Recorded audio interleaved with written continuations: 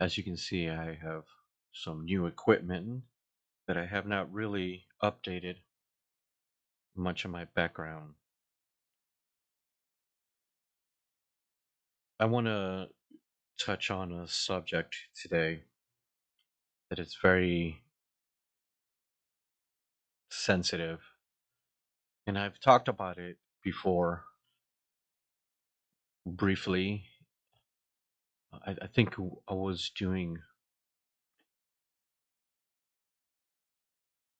I think I was playing a game and I was talking about it, or I can't remember exactly, but I want to really talk about it. And hopefully, if anybody stops by and you would like to chat and maybe tell us, you know, brief of how this has affected your life, you're more than welcome to. I do apologize that my intro is a little on the hype side because this is a very sensitive and touching subject. But today we're going to talk about suicide and its effect not only before it happens, but then the effects that it leaves behind to everyone else that it touched. So let's talk about it.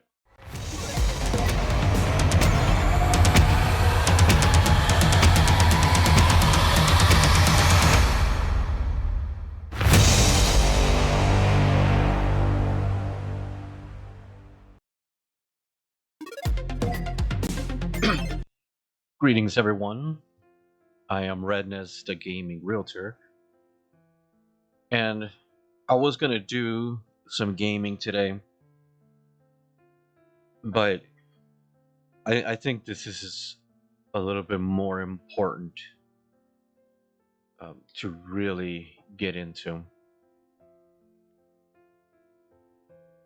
I want to start off by saying that I'm not a stranger to the actual subject of suicide. It is not shameful for me to say or to own that there has been multiple times in my past that was my last resort. That was the path that I thought I needed to take, and I walked to it, and I welcomed the result thereof.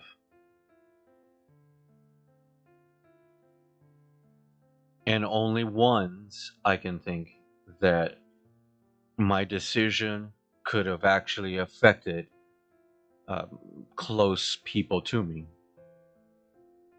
The other times I knew that it would take a long while before anybody knew whatever happened to me.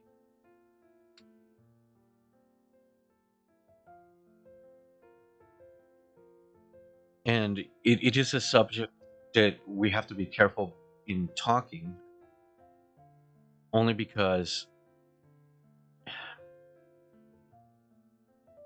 I want to make sure that that I am careful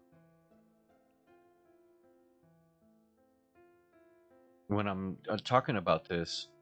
And I apologize, I took a small pause there, even though I'm wearing headphones. It's kind of like a echo when I talk, and it's affecting my mental process. Um, of course, after realizing that I do have ADHD, that bounce back is not a good thing. That that said, like I mentioned before, there was two times. Well, not two times. There was several times in where I knew that the path to how we're saying now, unalive myself, was the only way that I could find refuge. I knew that it would be a long time since anybody would actually find out that something happened to me. Some of those times I made sure nobody knew where I was at. I had lost communication with people that I called friends, coworkers, all of that. And I had made it known to my roommates that I was going to go cross country, go back to California, or on the opposite end, I was going to leave California and head back to Ohio. And in the process, I would disappear. Only one time I made that choice, and I knew that close people to me would be affected. But I really wasn't, um, not that I didn't care about that. It was just more that my mind was set on it would be better for them if I wasn't. Because up to that point, everything was failing. I could never find my way through life correctly. I could never succeed in whatever it is that I was doing.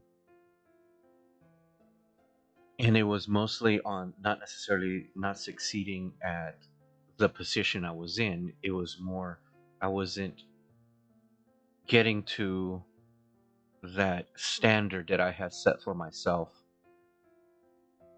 at that time of my life. When I was younger, and the times that I put into action unaliving myself, I wasn't thinking of any of that. All I was thinking about was I'm a failure and nobody cares. I was thinking I have no one to turn to. I was thinking nobody listens to what I have to say. Nobody cares of how I feel. Nobody understands my train of thought or my reasons to do certain things or not do certain things. And nobody wants to be around me in any way because I'm full of failure, and everything that I touch gets destroyed. And there's an expression being said nowadays that um, you better bring receipts, right? So in other words, if you're talking bad about someone and you're trying to challenge that person with whatever it is that you're talking bad about them, or talking whatever, the expression is bring receipts, bring evidence. Another one before that was if there's no photos, it didn't happen, of course. But receipts translates into have evidence, prove what you're saying is correct. So in my lifetime, I had evidence. I can prove time and time again in where I fell flat on my face, where I failed, where I broke things, where things got destroyed around me, where I caused things to be destroyed. And it wasn't because I purposely made decisions to have those things happen. It was just step into a room per se, begin to be there, and watch the mayhem ensue. So, being that I come from a Pentecostal Christian faith, but also on the other side of that, family members that were very pagan, into witchcraft, and believed that kind of thing from Central America. The mysticism of curses, not only through the Christianity but also through paganism, was very strong in my mind. I'm just cursed. I would like to make note that I don't think that now. Um, I mean, I can still go back probably 3 years, maybe. I would say right before COVID hit, I still had those thoughts that I was cursed. I didn't feel like a failure, but I did feel like I was cursed. Um, not no desire to unalive myself, but still low.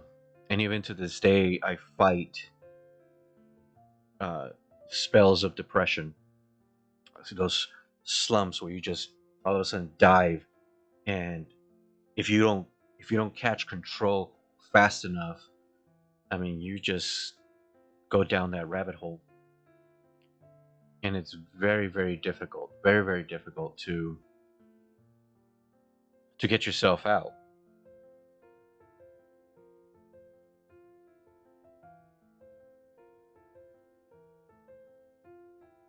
I apologize. I have to try to update the category that this is going into, so people can find this. And if anyone needs to find this and talk about this or hear any of this, you'll find it. And I would love for you to ask questions, or in the chat. I am still learning how to do this streaming. There was a lot of things in my life that I wish I didn't know. There's a lot of aspects of how I came to be that I wish I didn't know. Um, there's a bar that was set for me as the middle child that was so high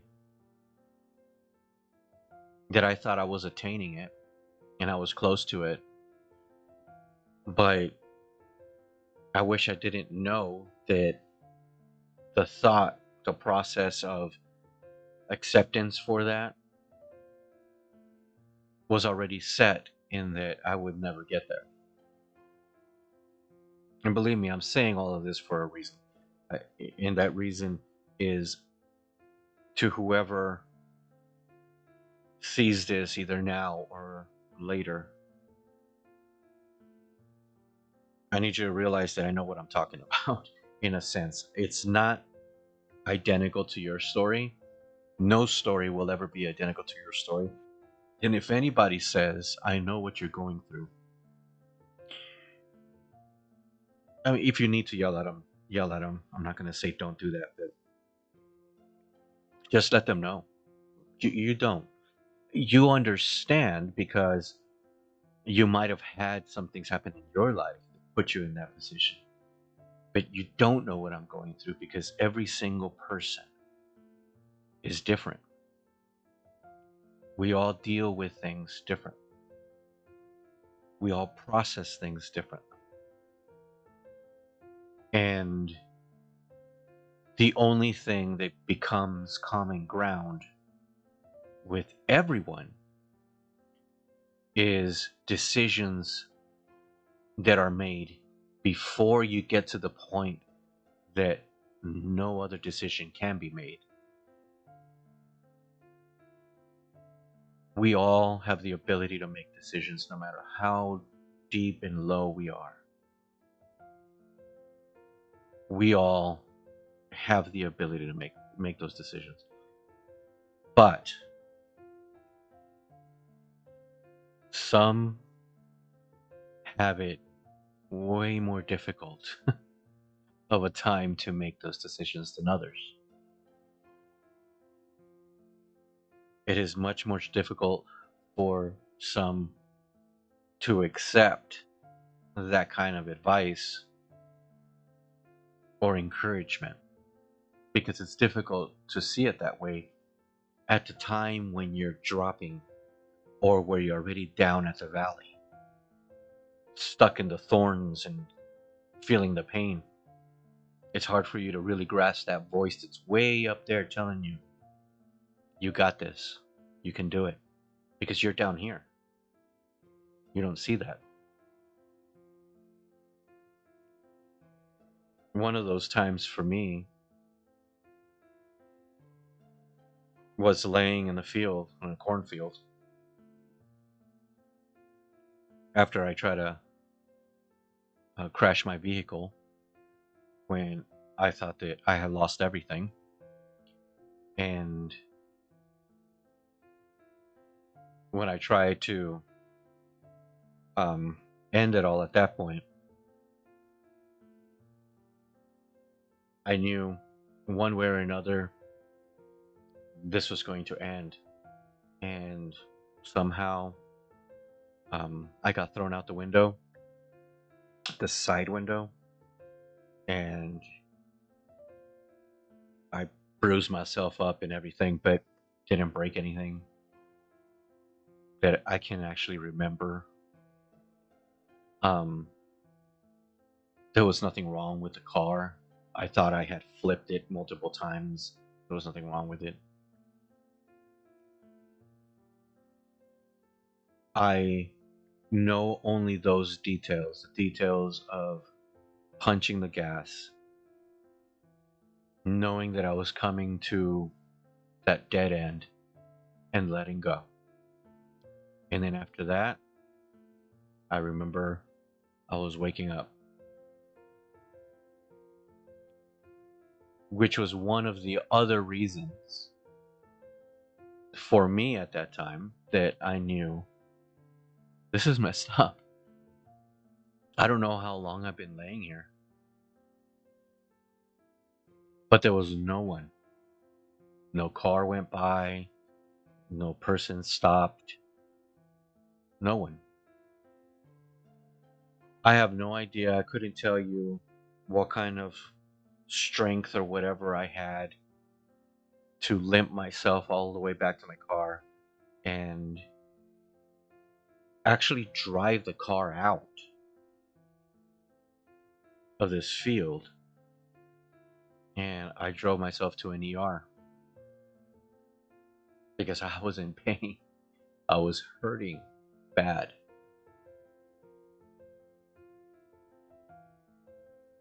And here's where I come in to say this part. I know that there's a lot of men out there that are bad. They're bad seeds. I know that there's a lot of men out there that are no good and evil,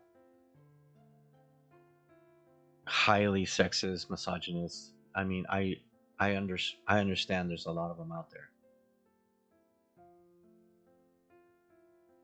But there's a whole lot more out there that are suffering in silence,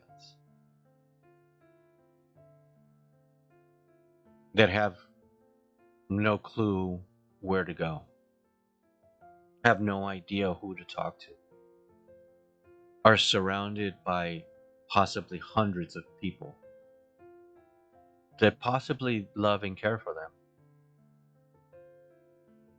but nobody knows where they're at.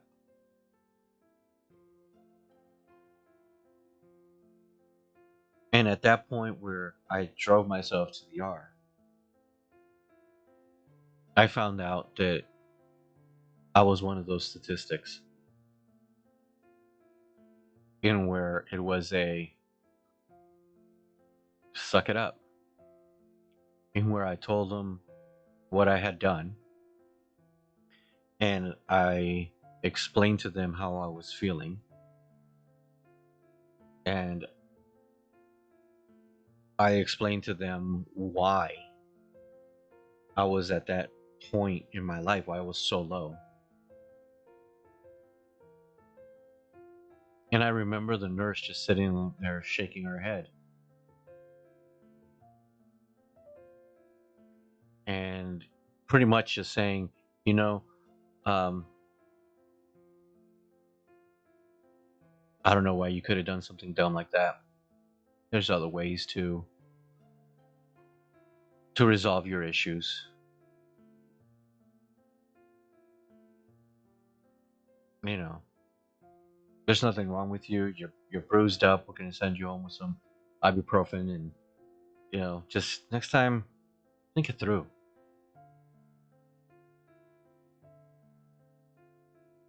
Then, after I had a brief, pretty much slap in the face of, you know, stand up, dust yourself off, shake it off, be a man, get over it, and move on. Then I had the chaplain come in, and this chaplain was a Catholic chaplain, and so I'm sitting here, Pentecostal Christian faith, with a Catholic priest, chaplain, um, telling me how much God loves me and how much He cares, and that He has a reason and purpose for me. And if I hear that now, I got a lot of things to say in return. I have a lot of questions that he would have had to answer for me to take him seriously. That would be now. But back then, I had nothing. I just knew that nobody understood and nobody was listening and nobody cared. So I had to leave that place and go back home.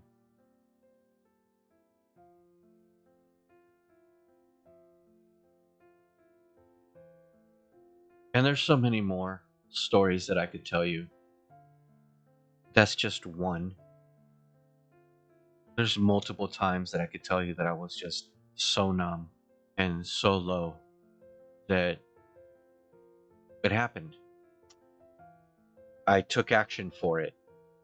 I can't tell you why I'm still here. I am not going to tell you that some deity somewhere prevented it all and kept me here. I'm not going to say that because that would be completely false. But I am still here.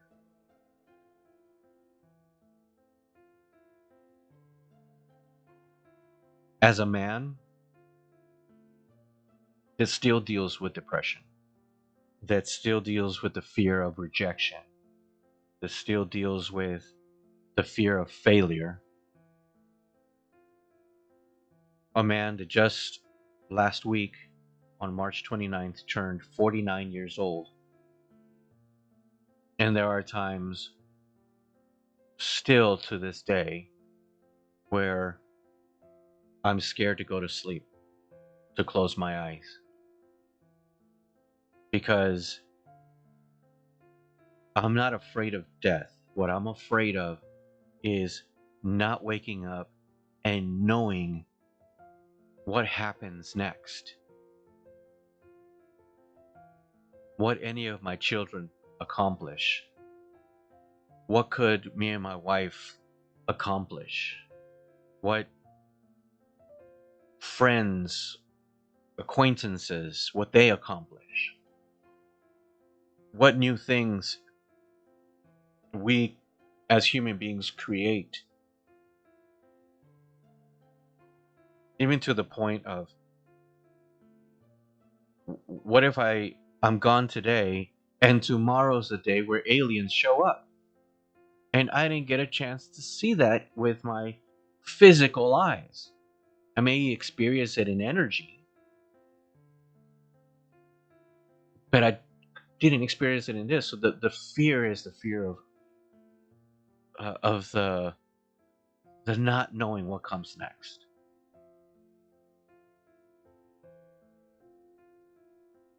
But when I close my eyes, I start realizing that, yeah, that is a fear, but the fear that pushes that one up the surface, that much more powerful fear underneath, that fear is that I'm going to close my eyes. And the only thing that I'm going to be remembered for is a pile of failures, a pile of things that were never accomplished, that I started and couldn't finish. Not that I didn't finish, I just couldn't finish them. Projects, ideas, concepts, just just my creative mind just going nuts on the things that I wish I could do, knowing that I'm literally just dollars away from making those a reality. These dreams that I have, these concepts, these ideas, these businesses that I wish that I could create today, that haunt me every single day. and and I try my best to really work at them to get there. I have them laid out, I have them written out, I have um I own companies that are just stagnant at the name. They're not producing anything.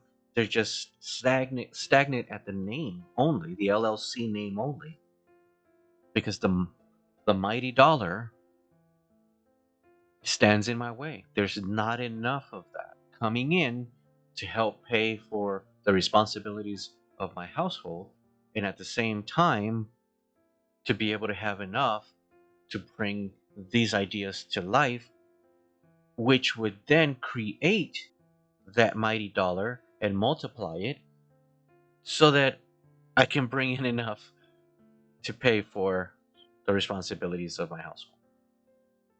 And the vicious cycle is not there of one feeds the other, because it's stuck at the we I make money and we have to be very careful with that money so we can pay the bills.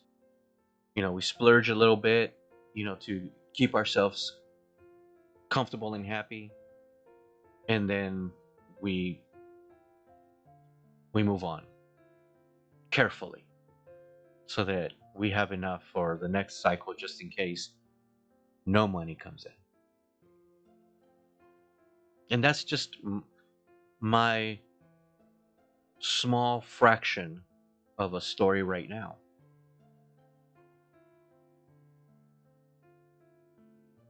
There's a family friend here recently that, to the most unfortunate, one of the parents lost their lives to that decision, to that horrible decision of not. And I shouldn't call it a decision. He did make that decision, but at this point where he was at, it was more of the, the horrible point in his life where there was no way out. There was nothing else that gave meaning to him to live for. There was nothing else that drove him to continue on to the next day, not even to take the next step. He knew that there was just one last road to go on, and that was going to be the very last one. And to the most unfortunate, it impacted me deeply because of the story I just told you about myself. No one was around.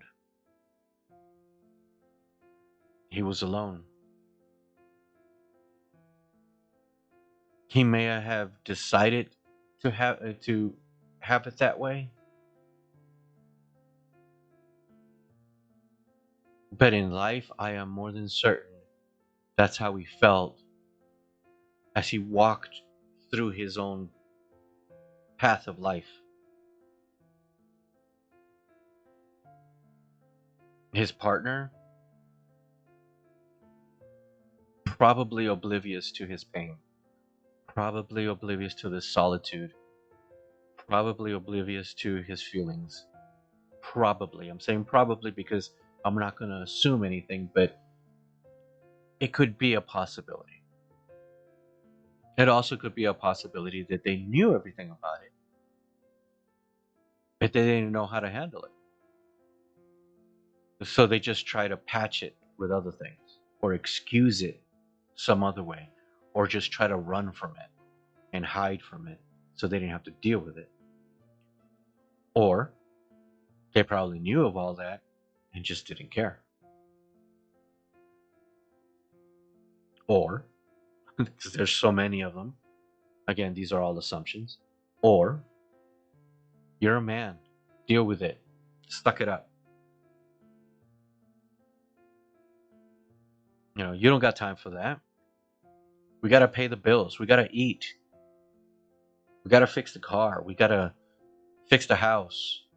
We got to pay for the children's education. We got to pay for their clothing, their food. We have to. We don't have time for you to sit there and boo-hoo and cry and feel sorry for yourself because, oh, your feelings got hurt. Be a man. Square up. Keep going. That's why you're a man, because these shoulders right here, as a man, you can bear that brunt and go. Just whatever. If you want to cry about it, go cry about it to your friend's house or something like that, and then come back and let's keep moving. We don't have time for that. Who knows? I got that many times. But everyone reaches a limit in where they just don't know where else to turn except for one road. There's only one road to take because every other road has been blocked off by one or many people or many situations that they can't push themselves through to try to get away from this feeling.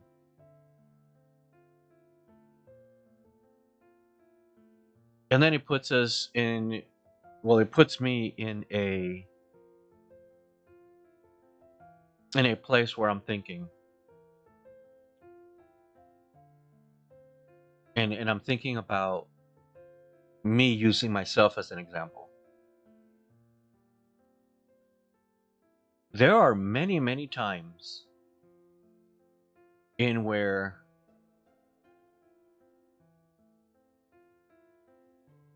I was in the middle of hundreds of people and nobody knew what I was going through.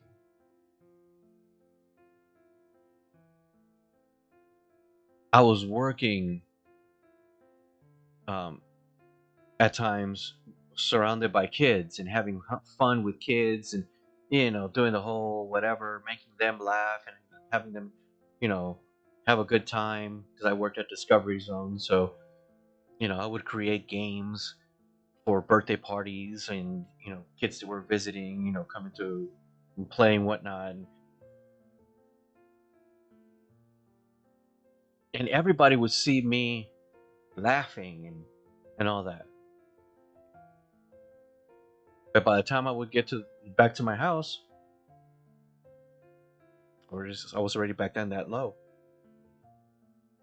because that adrenaline rush of being surrounded by everybody else is gone. So I didn't have anything to keep that at bay. Nobody knew. And to the few, very, very, very, very, very, very few people that I told, they didn't care. Some just didn't know how to deal with it. Some told me to pray about it. God will take care of you. God will fix you. You know, don't worry. God's got this. And some were the ones that told me, suck it up, man. We ain't got time for that. You know, if you give in to that, then yeah, it all goes crazy and whatnot. So don't give into it. Suck it up. Square up. Let's go. You're a man.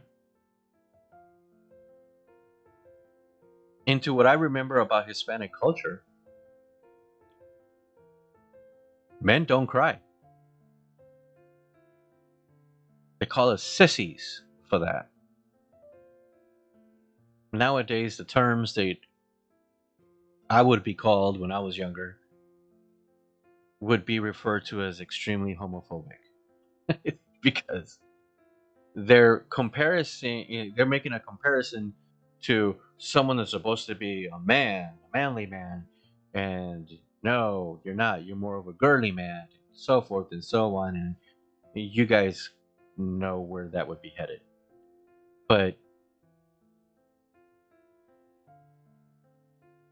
there are some that realize what's happening with you because they can tell, but they don't want to offend you or push you further, so they never say anything.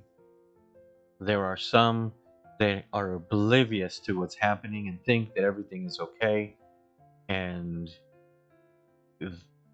they don't know, so they never do anything about it because they don't know. There are some that know exactly what's going on and just 100% don't care.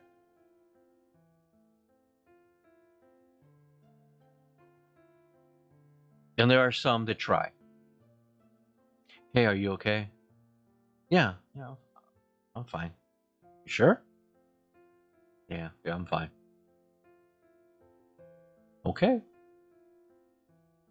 And then they leave it, leave it alone. Those are the times right there in where I would say if you can tell that something's off, go with your first instinct. Follow that. And don't be pushy. I mean, then you might ask, well, how am I not supposed to be pushy? Well, here's my reference to that. Be a passive aggressive true friend. What I mean by that is this scenario. Hey, are you okay? Yeah, yeah, I'm fine. Don't worry about it. You sure? Yeah, man, don't worry about it. All right. Hey, I'm hungry. You might not be hungry, but I'm hungry. And I know that you'd rather just be alone and stuff like that, but please, let's just come with me. I just want to go get, just a quick sandwich. Maybe you're hungry, maybe you're not. I don't know. But let's just come with me. And you kind of roundabout get them to go with you. You roundabout or in a friendly way, passively aggressively convince them to not be alone. And the more that you do that in allowing them to make that decision to stay with you, to have you around, to talk just to talk, um, to laugh, to cry, to whatever, the more you do that, the easier it will become for them to open up and say, you know what, man, I'm not in a good place. I, I, I don't want to do none of this. I'm not in a good place right now. And then that's when you can say, well, that's why I have you here. Because I knew there was something else than just, I'm all right. If you're not in a good place, let me be in that not so good place with you. So that I may not understand exactly what you're feeling or going through or thinking or anything. I might not, but I want to be here, present, now. So like that, you know that at least in that way you are not alone. Do that. And you're going to save someone's life.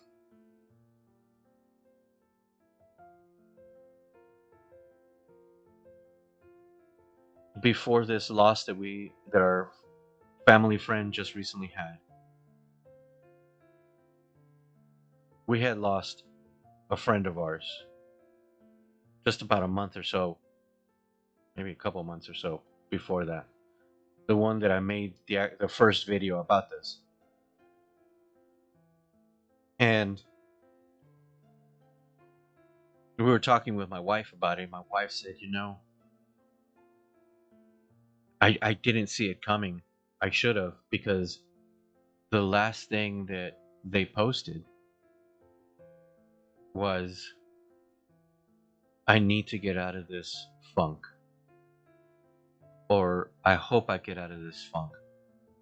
Somewhere in that vicinity of statement. That is what that is what our friend posted on Facebook.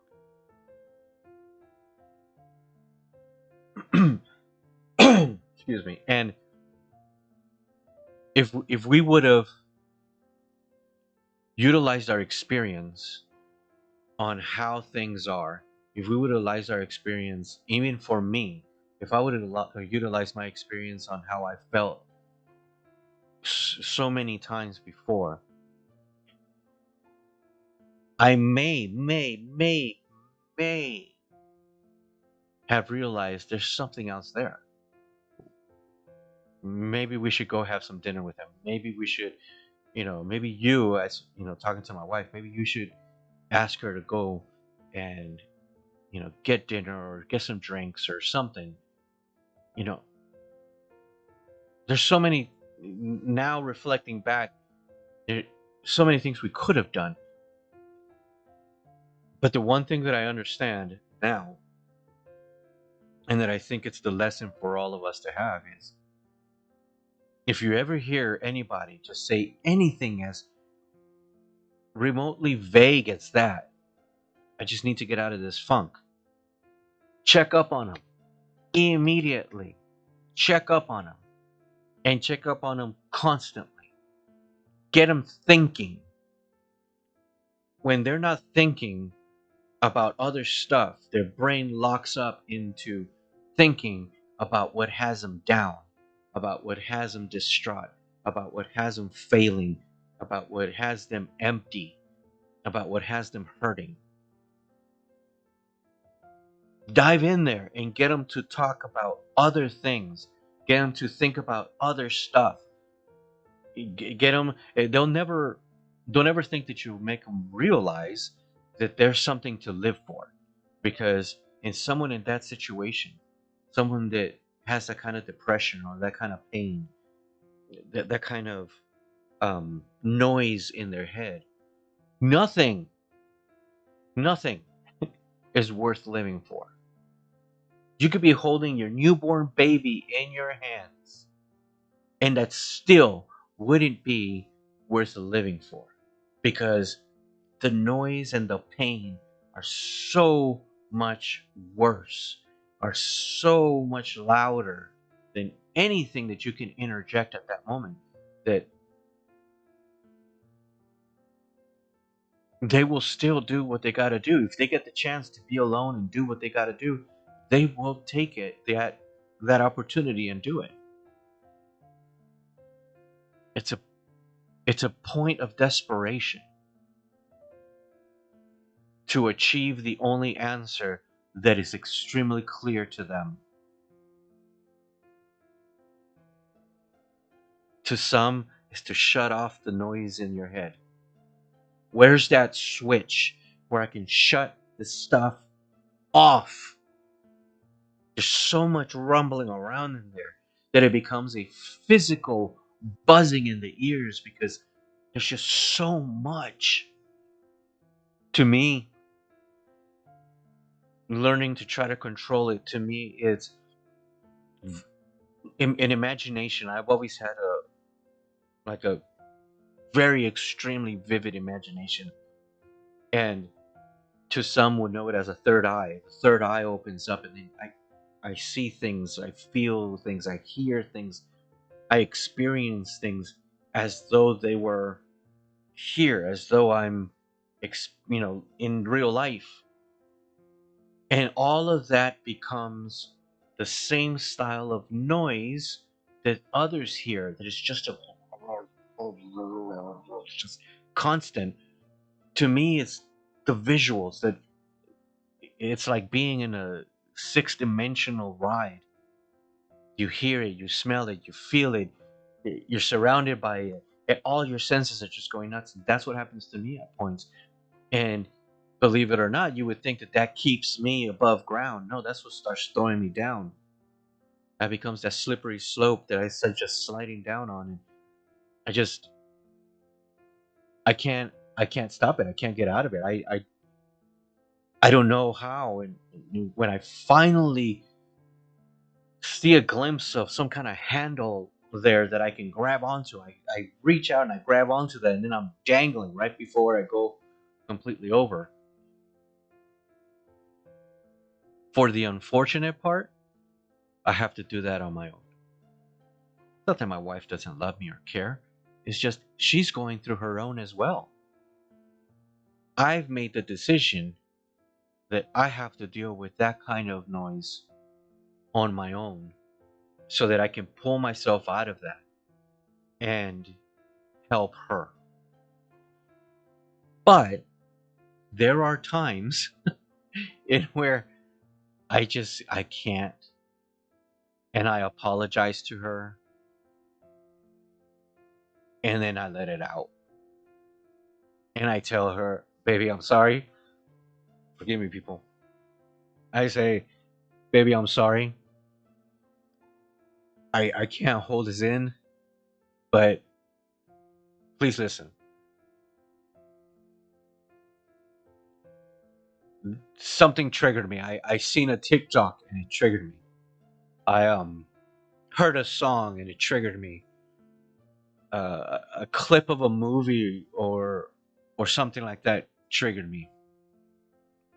I heard somebody talking and it triggered me. Like there was one time in where I was in the middle of Kroger's and I was doing some shopping for my wife. She wasn't feeling well, so I went to go get something for her. And I was in the bean aisle looking for some beans. If you hear howling or anything like that, it's my dogs. Because yeah, and I was experiencing what I just had mentioned. I was experiencing um the noise, and it was so bad that I got to the aisle. I was looking at my phone because she has sent me um screenshots of each item that she wanted me to pick up, so then I can go in, find it, get out. I didn't have to fight for it. But I sat there looking at the can of beans that I needed to get, and then looking at this section of beans in front of me. And I experienced for the first time, let me say it like this. I experienced for the first time in my life that I realized what it actually was: a panic attack. I don't know if it was stress induced panic attack. I don't know if I don't know where I was at. I knew that I had the noise going on like I described. I knew those things were happening, but I've never really paid attention to them. And I sat there in Kroger's in the bean aisle with tears coming down my eyes because I had gotten so frustrated because I couldn't find this can of beans.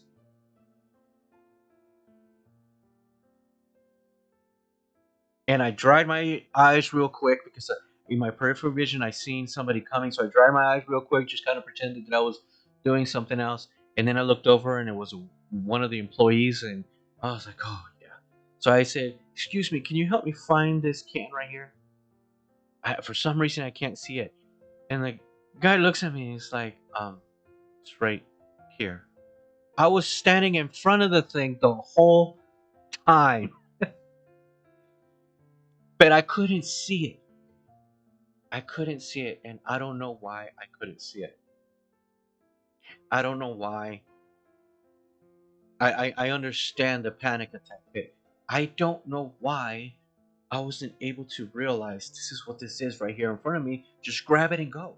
Just grab it and go. But I was blinded to the thing that I needed to see because I had all of that going on. And when I explained it to my wife, she's like, "Well, you had a panic attack. That's a panic attack."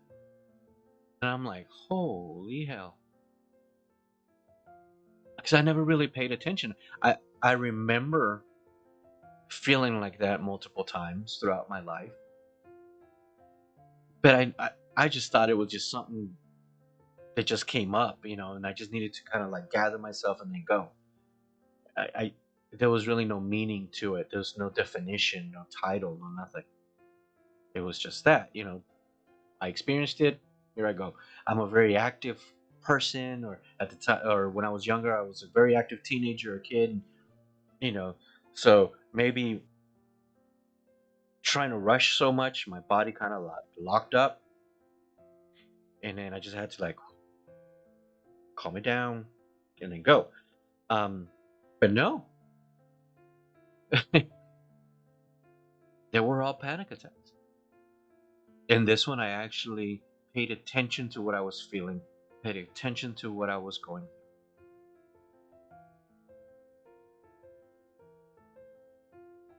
And I had to tell my wife, I had to get out of that mentality of, I'm a man. She's going to think bad of me if I tell her that I'm feeling that way. No, no, I can't do that. And if it's all possible, you shouldn't either. And whenever you do see this, if you know friends that act a certain way, if you know friends that are off, I mean, you've known them for years, you know what they're like, what their personality is like, and for some reason, that day, you just, it's not there. That friend isn't clicking like they normally do. They're not reacting or acting like they normally do. Something's, man, why are you acting so weird? If you get into that position that you have to ask somebody why they're off, then that's the time when you should not leave them alone. You don't have to have the answers. You don't have to hug them. You don't have to touch them. You don't have to talk to them. You ask them if they're okay. But besides that, make every and any excuse possible to stay around them. And be. Just be there. I luckily have a wife that I can sit there on the couch and cry my eyes out because I'm not feeling right, or something in my past, a memory or something triggers, and here comes the waterworks, right? I have vowed to never ever watch again the cartoon Encanto. It triggers so much of my past that I have vowed never to watch it again. But unfortunately, the songs and the scenes from that cartoon are played on TikTok or are um, sung by new artists. Like there's one song in that cartoon where the big sister, she's the muscular sister, the bigger sister, the one that does the heavier tasks, and she sings a song about, don't worry about it. Give me the weight. I'll take it on. I'm the one that's supposed to support this family. I'm the one that's supposed to carry this through. I see the TikTok of this band that played it in an emo, a heavy emo rock version. Oh my god. Instant, boom, just waterworks. Can't do it. There's things to trigger. It doesn't matter what kind of a focused person I am to help others, what kind of a person I am that I can center myself to, come up with solutions on things. It doesn't matter how calm or peaceful or collected, or it doesn't matter what it is. If it's going to trigger, it triggers hard.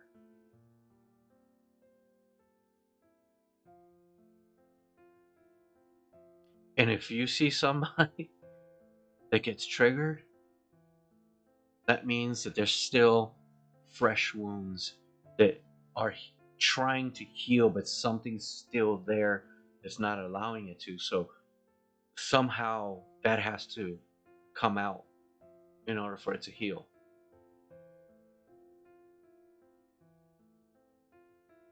You can't leave people like that alone. You can't just assume that they'll come out of it. You can't assume that, you know what, go to bed, go to sleep. I'll call you in the morning. Everything's going to be all right. You don't assume that. Don't assume that. Because both of the people that we just lost, with them unaliving themselves, one happened late at night and the other one happened extremely early in the morning. No one expected it. Some were just like, I mean, we'll go on to the next day. It was blink of an eye.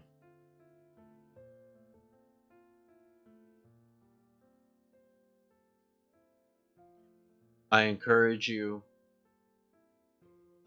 to talk. I have been using myself as an example because in multiple times I've gone through this. And at 49 years old, I still deal with depression. I'm still human. I still feel. It doesn't matter if you're 300 pounds of pure muscle man, 6'5" or whatever, and you're just a beast walking around. If you can't sit down and cry, none of that physique is worth anything. You're more of a chump if you think you can hold it all in. Because you're damaging not only yourself, but those around you without you even noticing it. So, and I'm saying this to those that think they're too strong or they're strong and they have to. No, you don't have to. Forget about what everybody's taught you, that you have to be the man, you have to be the strong one, you have to be the lead lady in the family. You're the mom, so you have to hold it together. Um, no. If you truly love and respect your partner, to those that are in relationships, and you feel that this is the partner that you want to spend the rest of your life with and that understands you, then bring them over, sit them down, and tell them, I don't want you to say anything because my wife tells me this. I don't want you to say anything. I don't want to hear it. I know you love giving advice. Just hear me out.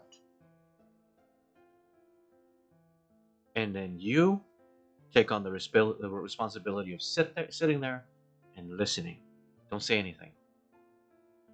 Just regardless of how silly it sounds, how basic it sounds, or how serious it is, just sit there and listen. Let them get it all out. And then once they're done, then ask him, I want to help. I don't know how to help, but I want to help. How can I help? Is this, can I give you a hug type of help? Do you need my thoughts and opinions on this? Um, what is it that I can do to let you know that not only do I believe what you're telling me, but I am 100% all in to support whatever you need to get you out.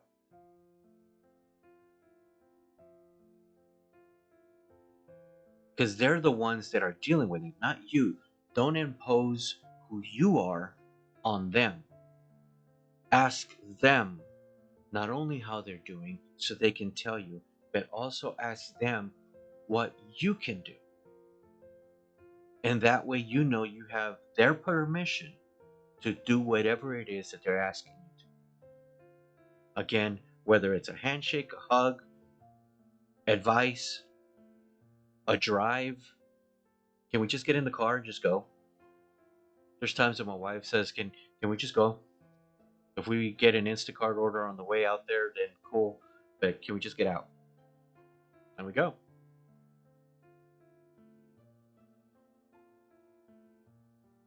You have to pay attention, not at everything. Oh my gosh. You do it naturally. You seem a little off today. You all right? If you have to ask stuff like that, however it is that you ask it, that is the 100% perfect time to start paying more attention. Because you may think that they're going to give you signs. You may think that they're going to um, have a banner, neon sign saying, "Hey, I'm suicidal." You may think all these that yeah, I could tell. No, you can't. There was a there was a couple years that I was saying that I could tell. Really? No, couldn't tell. Couldn't tell because our friend was talking normal, acting normal, going to work normal, doing everything normal, saying what pretty much everybody says. You know, I'm out of sorts. I just want to get out of this funk. That kind of thing. Everybody says that.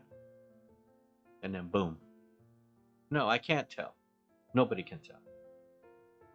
But at the same time, you do know when they are actually um, not themselves. And those are the times where, yeah, jump in and pay attention. Those are the times where you definitely have to jump in and say, okay, look, I may be jumping to conclusions, but um, you don't seem yourself today. You want to go get some ice cream? You want to go get a hamburger? You want to go grab a salad? You want to catch a movie? You want to go get some drinks?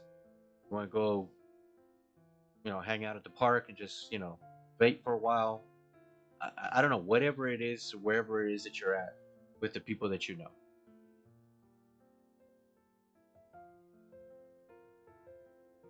You don't have all the answers to help your friends, but if they're truly your friends, you're going to know that something's not right. And don't take it lightly. Even if they're not feeling suicidal, even if they're not feeling that depressed, still pay attention. Yes, still try to care a little bit further than just asking the question and then saying cool and then walking away.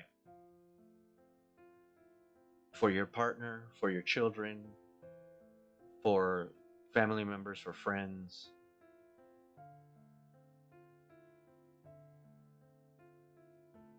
It is painful. Believe me, I know. It is painful to sit there and look around a room of hundreds, thousands of people and still feel alone. Everybody say hi to the missus. She has returned from dropping off our daughter to work.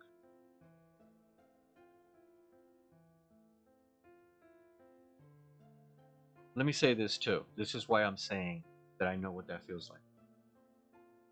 I'm an ex-minister of the Pentecostal Christian faith I spoke about.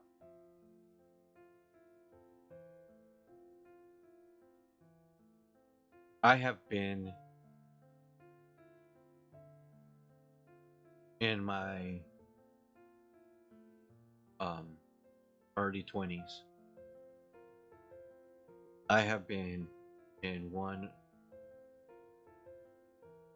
of two lowest points in my life, and where my solution to what I was going through, the noise I spoke about, to having no way out and finding myself in that one last road.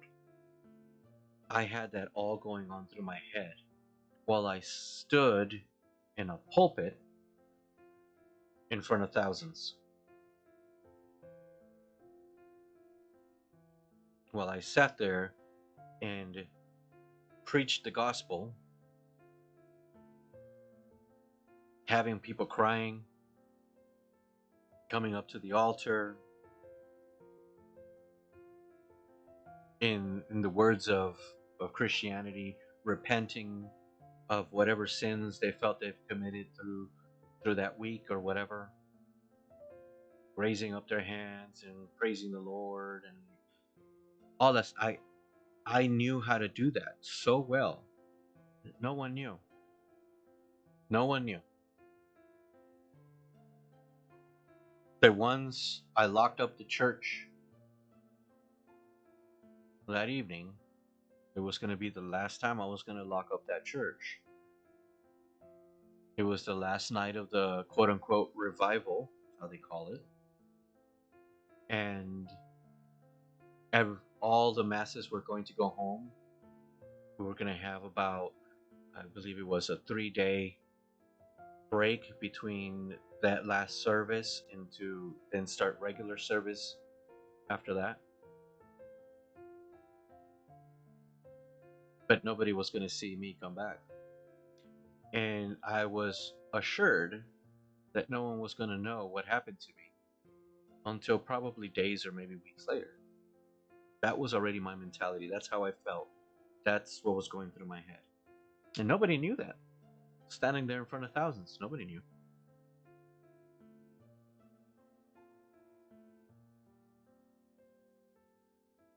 So you could be sitting there in a room of 5, 10 people.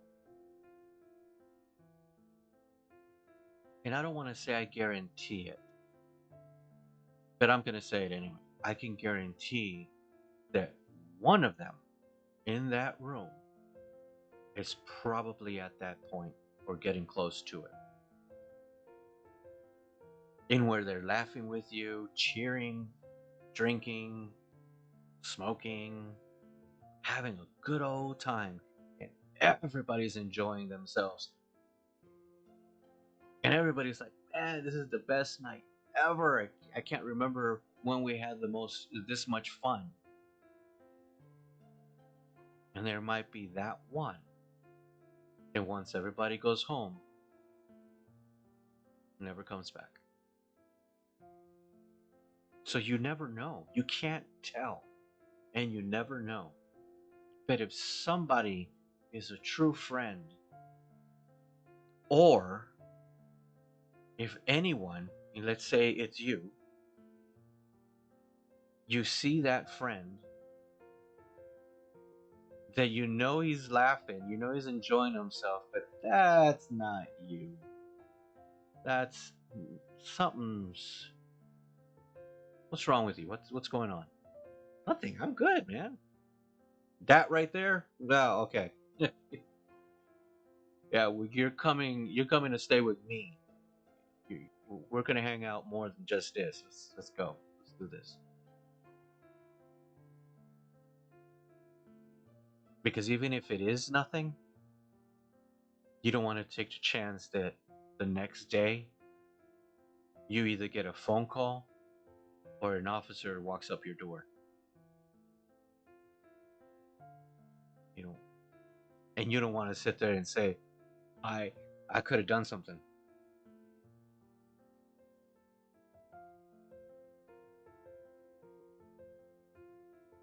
Not so much anymore, but there was a few years in the beginning of my marriage to my wife here that if I would take a trip to go see my sons, which they live 2.5 hours away, I was scared, honestly scared, that I would get a phone call up there or that I would show up and see in the distance as I was turning into our street sirens and that I would know because of what she was going through was heavy, heavy. The things that my wife has gone through, I admire her because holy crap, wow, it's mess after mess, and I'm proud of her of how she's still with me. But at the same time, I'm doing my very best not only to give you this advice, but to live that advice, to pay attention, especially if you know that somebody's going through hard times. Pay attention, pay extra attention to those. So like that, when my wife is walking around and it's it's not right, something's just a little off. Boom, I'm. What do you need me to do? You need me to wash the dishes? You need me? We go to the store. You want to go out and get something to eat? You want to go get a movie, or you want to? What do you want to do? Let's get your mind thinking on other things so that it occupies itself with that, recharges everything in a way. So then, whenever you come back to a point to start thinking on that trigger, it's not as harsh or painful. You're a little more gathered. That's how I do it. That's how I try to do it. Because that's how I do it for myself. I I try to do something that'll occupy my mind that gets all these visuals and sensations and everything that I mentioned on how the noise works for me. I do all that. So then my mind thinks on other things. It occupies itself with that and then slowly comes back to the trigger. So by the time it comes to that trigger, it's not so painful anymore. It's not so aggressive. And then I can deal with that. And I know not everybody's the same. But if that helps someone, if that gives an answer to someone on how to help their loved one or their friend, do it. Adapt it into how your personality is, and you do that. But me as a man, I want to say, pay attention to us guys a little more. Not the ones that, like I mentioned before, the ones that are evil. They're sexist and misogynistic, and they think they got it all together. And well, if you got it all together, have it all together. Then, if you're depressed and sad and all that, and that's how you deal with it, then you're definitely going to deal with it alone because that's not the right way to do it. But if you know someone that's caring and loving, that's a good friend, that they're nice to people, you know what I'm saying? Those kind. Pay attention to them. For the most part, they're probably having a good day. They're probably having a good part of their life. Some are dying silently, and you don't know. You won't know when someone says something to them that just breaks them completely, and that would be it.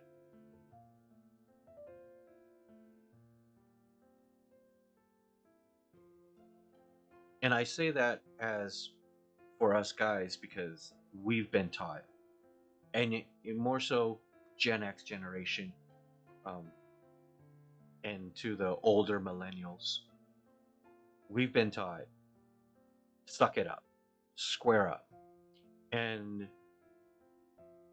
most people, now generalizing to everyone, most people around those age group, they've been taught that. So eh, watch everybody, watch everybody. I'm just saying that the most extreme, or the quietest silent bombs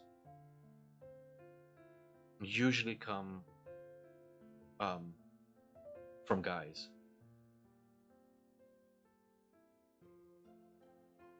But everyone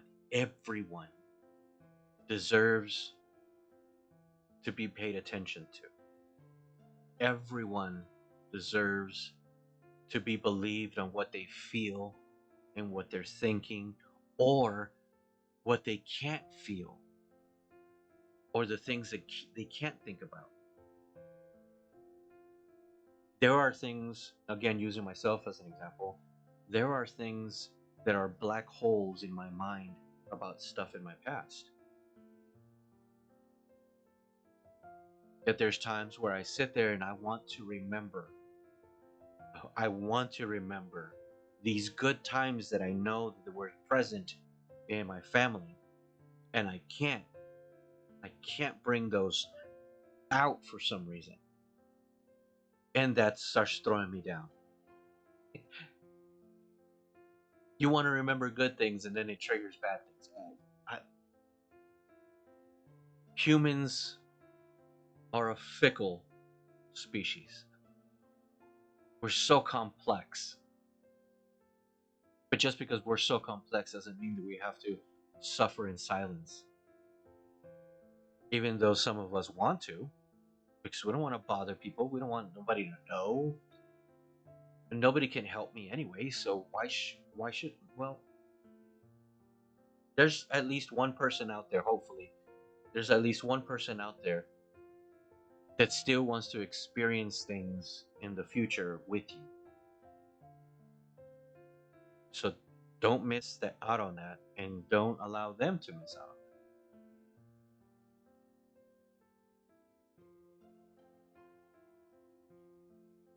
But I'm not going to say much more on this because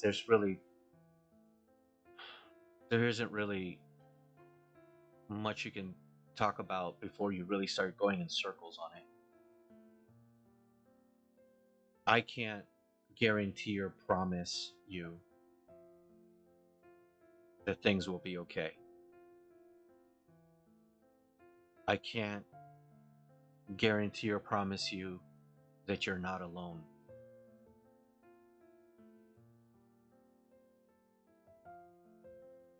My experience is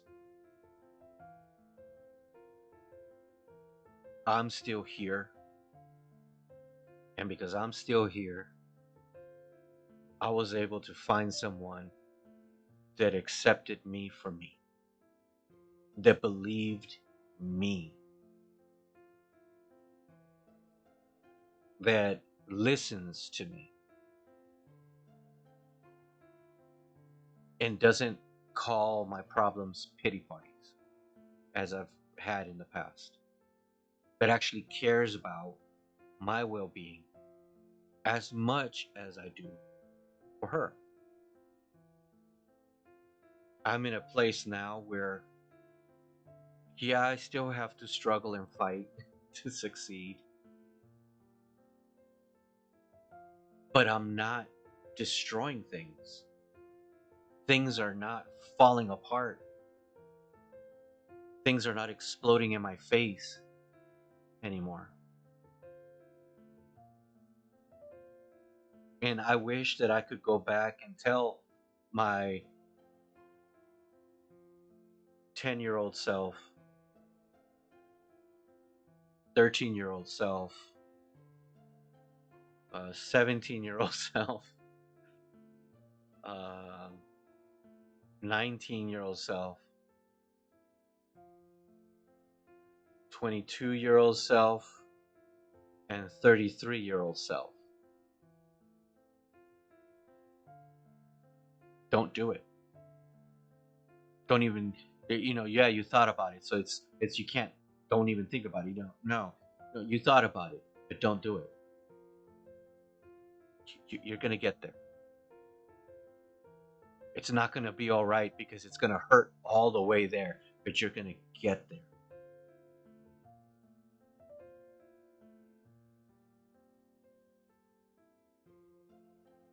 So it's going to hurt. And it's going to hurt bad from time to time. And like me right now with you, I'm hurting with you because life isn't easy. And life doesn't stop. Ever. We fall and we get hurt. But as long as we don't stay down forever, it eventually does get better. Little by little. I've given advice to my children as in this. You will fall. You will definitely fall. Flat on your face or flat on your back. Legs and arms straight up to the sky because you have no idea what hit you. But you're going to be flat on your back or flat on your belly. And it is okay to stay there for a little bit and catch your breath. It is okay to stay there and look around and be like, damn, what in the world? Okay. And gather yourself. It's okay. That expression, it's okay to not be okay, which is that to lay on the floor for a little bit and just chill. Just don't stay there. It is also extremely okay to look around and find someone, whether you know them or not, and say, can you please help me? I'm out of options here. I just need somebody to talk to, or I just need to talk about anything and everything. I just need just a moment. Find someone, and if that person's like, I'm sorry, I don't have the time right now, go to someone else. It might be feel personal, but go to somebody else. Hey, this is what's going on. Until somebody says, yeah, let's sit down. Come on, let's go get a coffee or something. Let's do this. Find somebody. When you talk it out, you release that pressure. The pain will still be there. The scars, the cuts, the bruising, all of that will still be there, but you won't have that pressure on you that eventually gets to the point where you have no way out. If you keep it inside, that's what happens. So just talk about it, get it out. And remind yourself, I don't need these people or this person, friend or stranger. I don't need them to believe me. I just need to get it out. I just need to dust myself off of this whatever this is. because your road to getting healed of those cuts and of those bruising, of that pain, is to verbalize it, because you're owning it when you say it, and you're realizing it that yes, this happened, yes, this is real, but no, I'm not holding on to it. No, I don't want it. No, this is not any comfort for me. This is not what holds me or keeps me alive. This is just something that happened. So I'm going to get it out and keep pushing it out as far away from me as possible. And that's where the old adage, the old saying says that time heals all wounds. Yeah, time does heal all wounds. It does. Look at any scar that you have on your body. With time, that happened, whether physical or emotional or mental.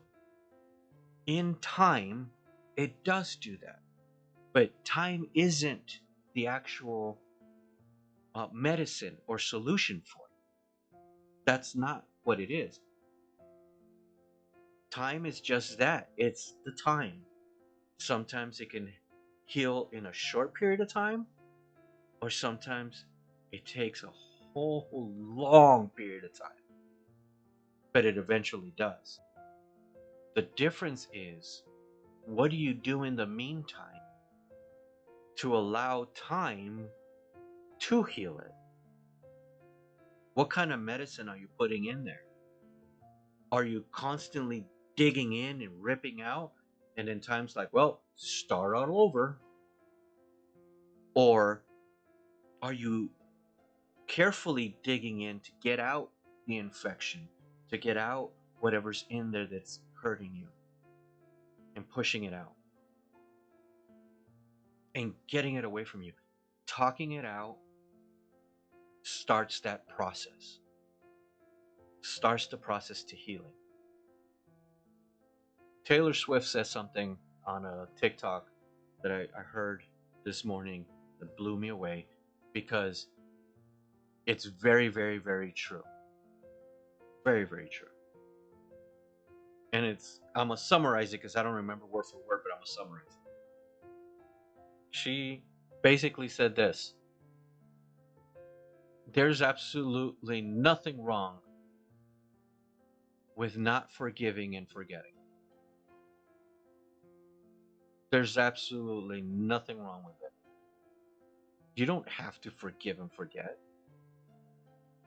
You don't have to forgive but never forget, or you don't have to not forgive and try to forget. There's no. What she said is, if there's someone in your life that does something and you care about that person and that person cares about you, and they do something that hurts you, that person deserves for you to make an effort to forgive and forget and move on, because you mend that relationship, you mend whatever it is that happened in that situation, and you make yourself stronger with forgiving and forgetting. But the people that are toxic, the people that mean only harm to you, that mean nothing to you, they have never been there for you, and they just come in and come out, and they're whatever in your life, and they're the ones that are hurting you. Yeah, don't forgive. Why? Don't forget. You don't forgive because you're not forgiving, because you're keeping in mind, this is what you keep doing, and I'm not forgetting it because I'm going to keep you way away from my life so you don't hurt me and trigger me to get back into the depression that puts me in a position to want to end it.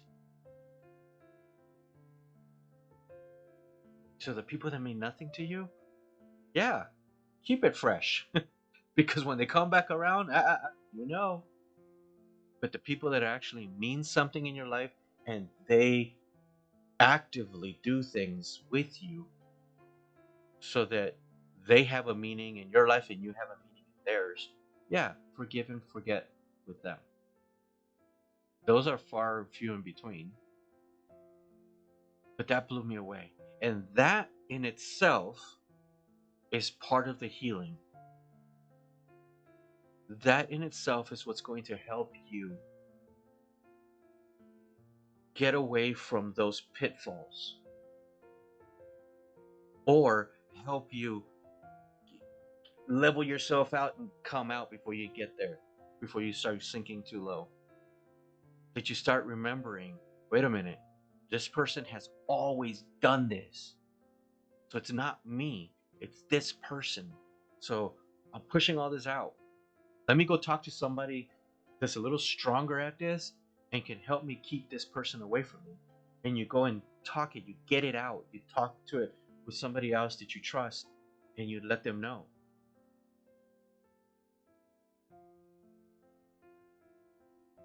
There's many things that you could do in life that help you stay out of these pits, but there's also things that you need to know that when you do slide into them, yeah, you can't stop it. I know this. Sometimes I'm sliding in there and it takes me days. It takes me days. But I've learned that sometimes I have to get down there and I'm like, okay, what got me here? Why am I here? Why am I feeling this way? I thought I dealt with this. No, I'm still human. I'm still alive. I'm still going to go through like aftershocks. Here in my head, I can see it in the shadows. That's why I'm pointing it out, because it just popped out at me.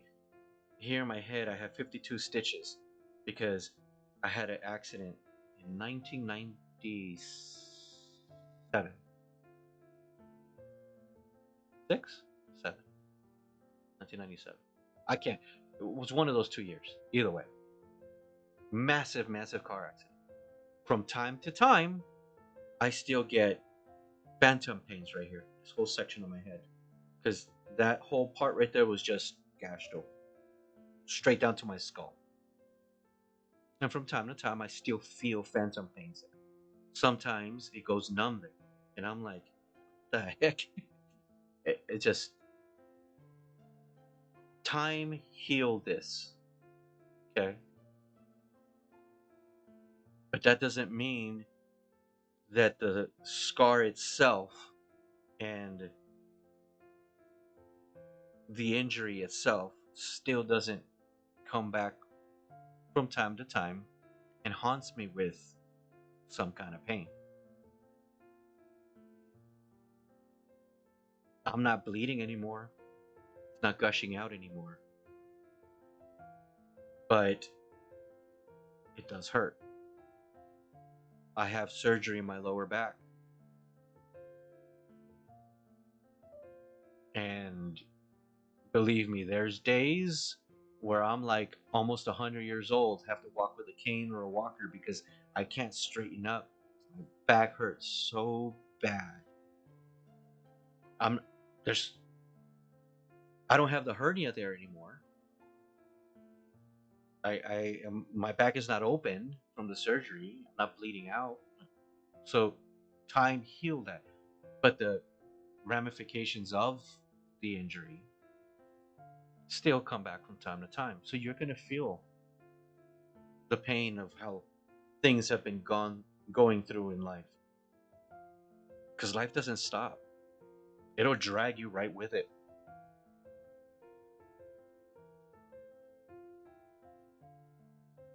But that doesn't mean that you have to stay there getting dragged. What that means is, even though life keeps going, you still have some control to kind of slow it down a little bit. Just a little bit during that day. So you can catch your breath, breathe in and breathe out. You don't have to be thankful for anything. You don't have to think about anything positive. None of that. None of that. Just take a deep breath. Just take a deep breath. That's it. That's all. And then, no matter how bad it hurts, just try. Just try to lift yourself up as much as you can. And wherever it hurts the most and you have to stop, stop there. Which means that if you can get up and walk from the bedroom to your kitchen and grab yourself a cup of coffee, and that's all you can do, then that's it. That's your day. That's an accomplishment. And then you wait until you have a little more strength. And then if you can get up after that and get dressed, then just do that. That's your next step. It does take time, and it just takes step by step. But you will get moving. It's not going to be better yet, but you will start moving. It's on your time. It's everybody's individually different, so you got to do this how you feel inside that is best for you. All you have to do is not give up. You could be laying there in bed and just looking up at the ceiling with your eyes open. If you feel that that in itself took energy to just open your eyes and just lay there, then that's a win. That right there in itself is a win. Step by step. Step by step. You don't have to be like somebody else and get up, take a shower, get dressed, go to work, or go this, or go do that, and be the champ. No, no, no. That may be somebody else. Examples are here at home. My wife and I are two different people. We deal with depression, we deal with anxiety our own way. And yes, I have to be understanding to the way that she deals it, which is completely different than mine. But I encourage her, just take a step at a time. Just take it a step at a time.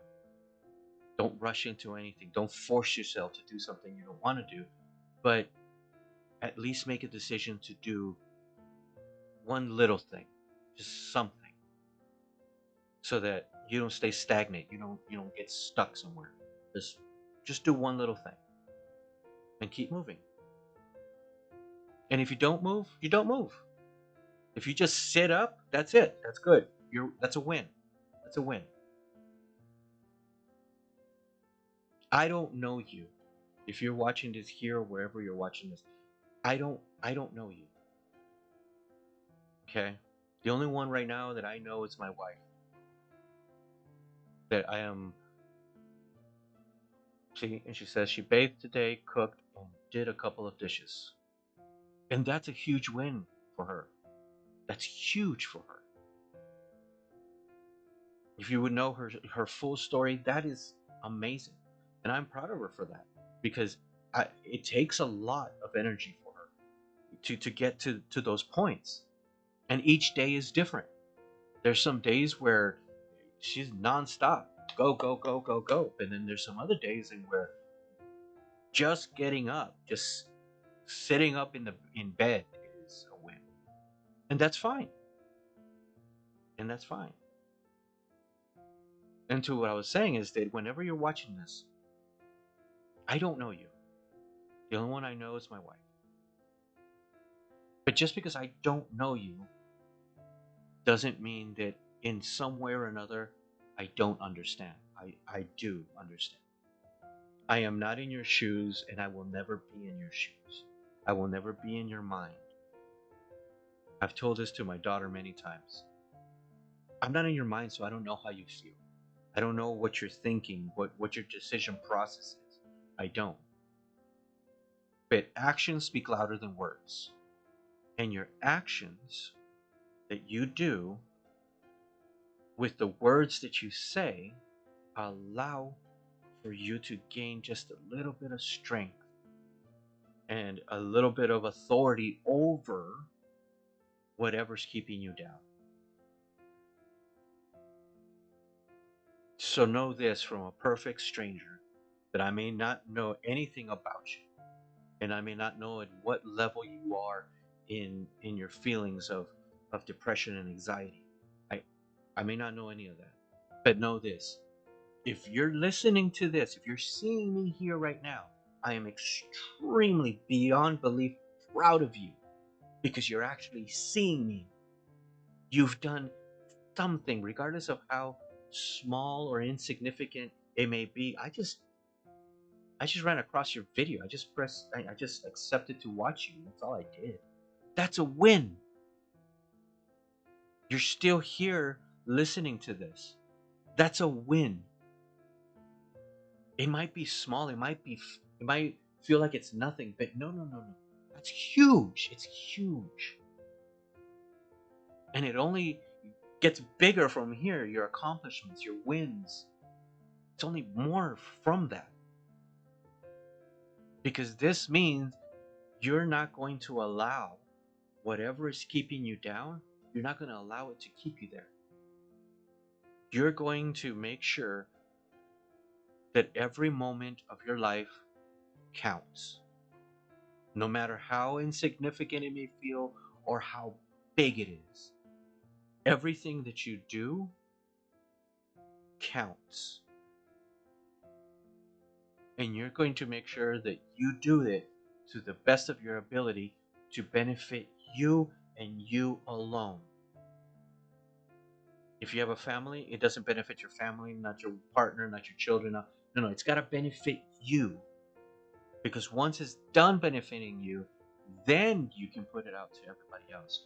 But right now, the only one that's important is you. I told my son this recently. When you go to bed at night, the only one that's there, regardless if somebody's laying next to you or not, the only one that's there closing your eyes is you. You close your own eyes. You decide to go to sleep. You decide to lay there. It's just you. So these little steps, these little wins, these little accomplishments are to benefit yourself. And own those.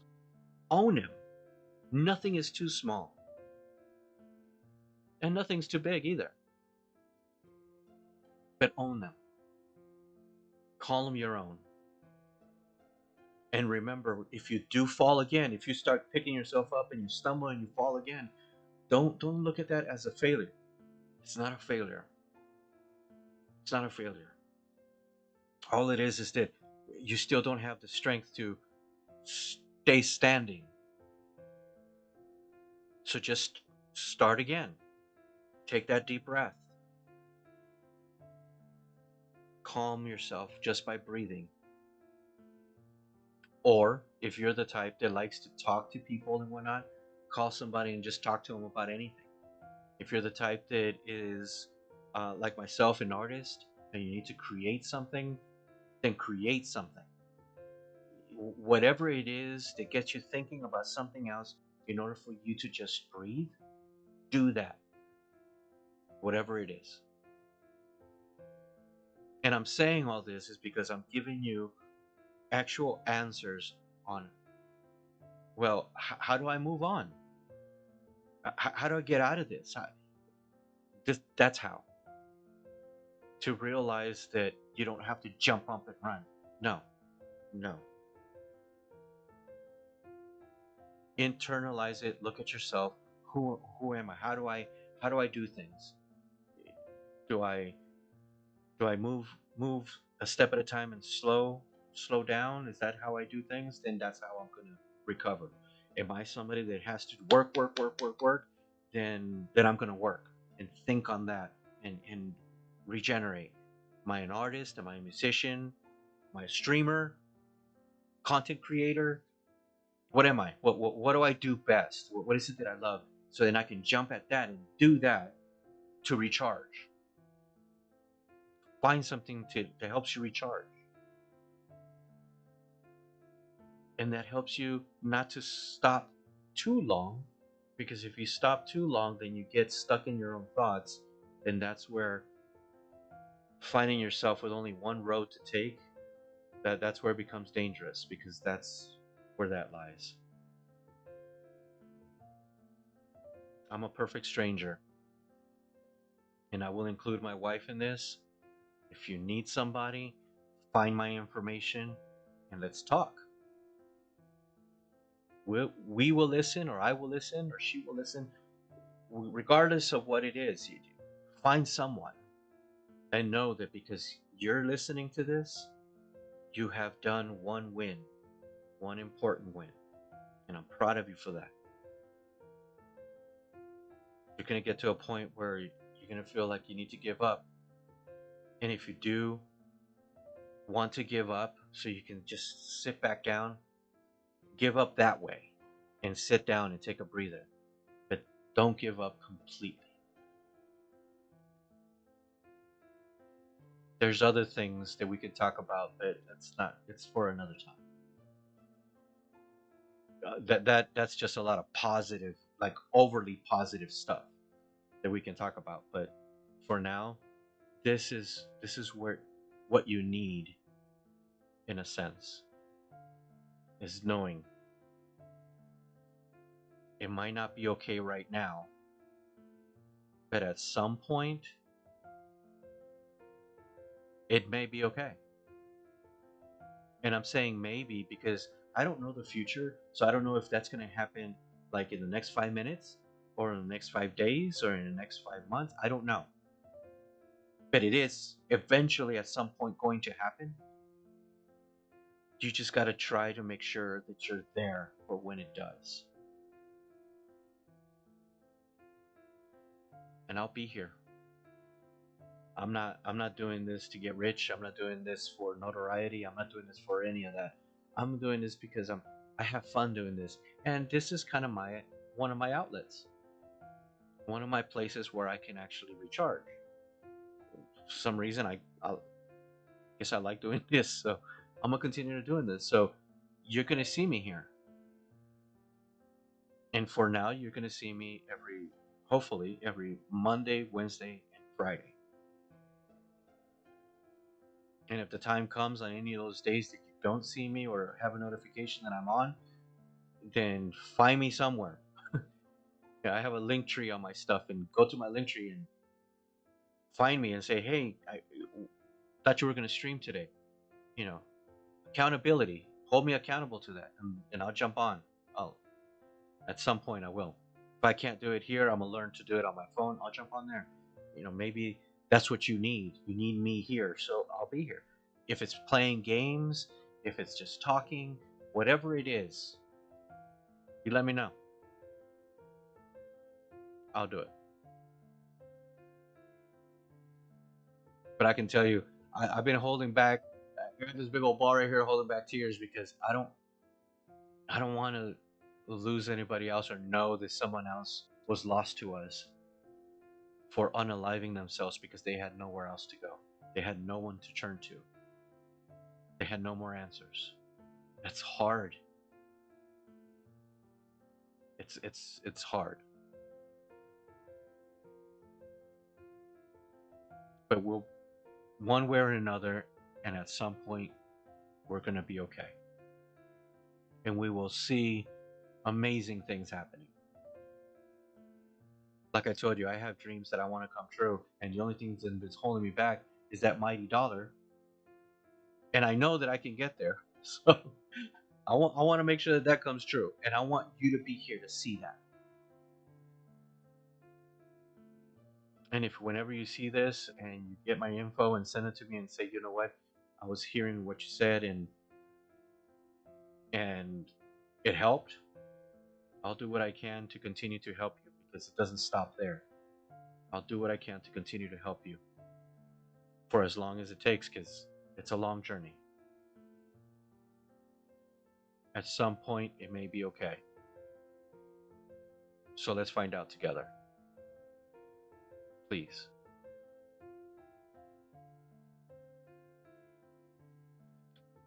One last thing, I didn't put the suicide hotline on like I did before. Because in my mind, yes, that is there, and I'm sure you can find it. But sometimes we don't need that.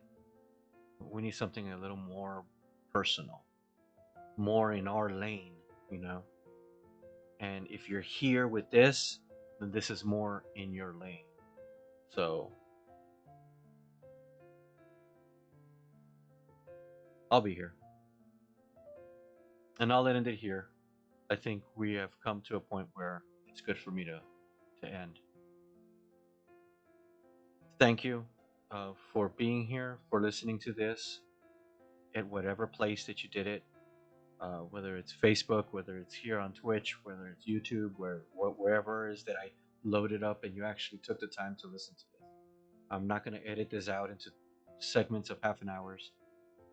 I'm going to load it up in its full length, and you make the decision to listen to part of it, all of it, or none of it. It's on you. But we will always be there, especially on YouTube. It'll always be there for you to go back and reference and then ask questions. So subscribe, follow, like, definitely comment any questions, any thoughts, anything you may have. If you want to add to what I talked about tonight, that's great.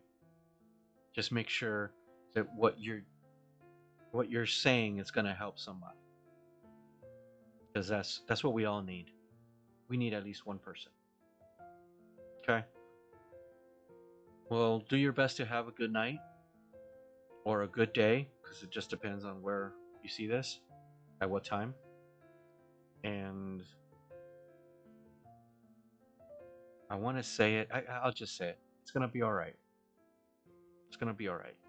One way or another, we will find a way, and it will be all right. Okay? So thanks. Thanks for being here. I greatly appreciate it. And I hope that you'll be back and hear me out in other stuff, or um, see me play some games. Again, my name is Rednez, the gaming realtor. I do real estate during the day, and I game during most of the nights. Some nights we just talk. So come back again. Um, tell your friends to come and visit as well, and let's have some fun. So I believe in you. You're gonna be all right. It's gonna be all right. Thanks. See you guys on the next one then.